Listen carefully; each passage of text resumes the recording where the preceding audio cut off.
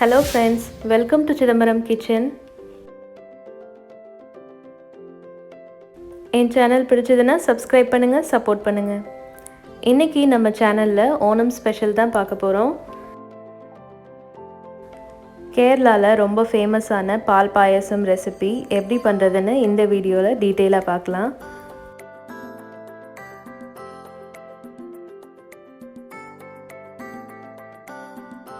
இப்போ அதுக்கு என்னென்ன தேவைன்னு பார்க்கலாம். அரை கப் அளவுக்கு ஜீரக சம்பா ரைஸ் எடுத்திருக்கேன். ஜீரக சம்பா ரைஸ் இல்லைனா பாஸ்மதி ரைஸும் எடுத்துக்கலாம். இந்த ரைஸில் பண்ணும்போது அதோட டேஸ்ட் அண்ட் ஸ்மெல் வந்து ரொம்ப நல்லாயிருக்கும். அப்புறம் 1/4 கப் அளவுக்கு சுகர் எடுத்திருக்கேன். இதில் லாஸ்ட்டாக வந்து கண்டென்ஸ்டு மில்க் சேர்க்க போகிறேன். அப்போது வந்து நம்ம சுகரோட லெவலில் வந்து அதுக்கு தகுந்த மாதிரி அட்ஜஸ்ட் பண்ணிக்கலாம். தேவையான அளவு முந்திரி, கொஞ்சமாக நெய், கொஞ்சம் ஏலக்காய் பவுடர், 2 கிராம்பு, அப்புறம் 1 கப் அளவுக்கு பால் வந்து எடுத்திருக்கேன். பால் நான் முன்னாடியே ஃப்ரிட்ஜிலேருந்து எடுத்து நான் ரூம் டெம்பரேச்சரில் வச்சுருக்கேன். இப்போ எப்படி பண்ணுறதுன்னு பார்க்கலாம்.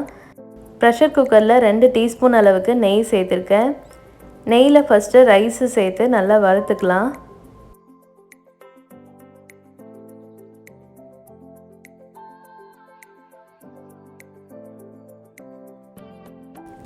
அதோட நம்ம வச்சுருக்கிற கிராம்பையும் சேர்த்து நல்லா வாசனை வர அளவுக்கு வறுத்து எடுத்துக்கலாம். இப்போ நான் எந்த பவுலில் ரைஸ் எடுத்துருக்கனோ அதே பவுலில் 2.5 கப் அளவுக்கு நான் வந்து தண்ணி சேர்க்குறேன். அப்புறம் ஒரு 1/4 கப் அளவுக்கு கொஞ்சமாக பால் சேர்க்குறேன். இது எல்லாத்தையும் நல்லா மிக்ஸ் பண்ணிவிட்டு குக்கரை மூடி வச்சு ஒரு 3லேருந்து 4 விசில் அளவுக்கு நல்லா வேக விட்டுடலாம்.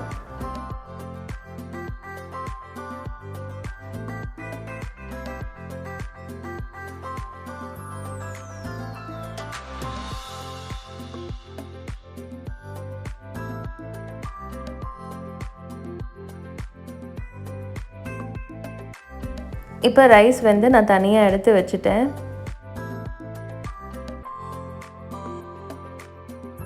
இப்போ ஸ்டவ்வில் சாஸ்பேன் வச்சுட்டு ஒரு 2 டீஸ்பூன் அளவுக்கு நெய் சேர்க்குறேன்.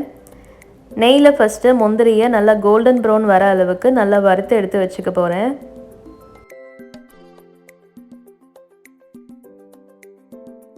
இப்போ முந்திரி நல்லா ஃப்ரை ஆகிடுச்சு. இப்போ இது எல்லாத்தையும் தனியாக எடுத்துகிட்டு அதே பேனில் நம்ம பால் அதில் ஊற்றி நல்லா கொதிக்க விட்டுடலாம்.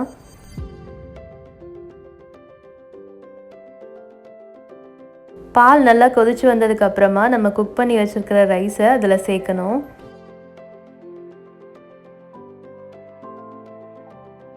இப்போ இது எல்லாத்தையும் நல்லா கலந்து விட்டுட்டு நம்ம தேவையான சுகர் சேர்த்துக்கலாம்.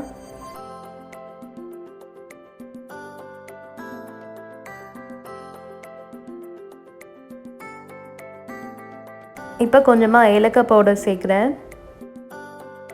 ஒரு பிஞ்ச் அளவுக்கு சால்ட் சேர்க்குறேன். இப்போ இது எல்லாத்தையும் நல்லா கலந்து விட்டு ஒரு 5 to 10 மினிட்ஸ் அளவுக்கு நல்லா கொதிக்க விட்டுறணும். மூடி போடணும்னு அவசியம் இல்லை.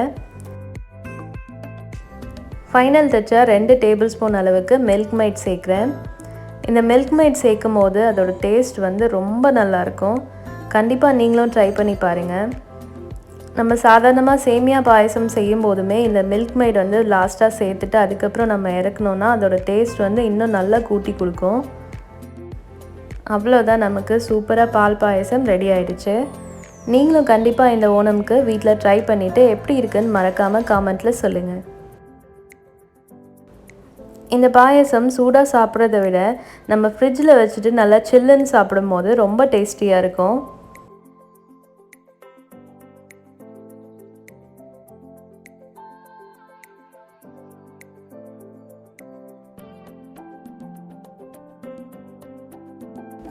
உங்கள் எல்லாருக்கும் இனிய ஓணம் திருநாள் நல்வாழ்த்துக்கள். தேங்க்ஸ் ஃபார் வாட்சிங். பாய்.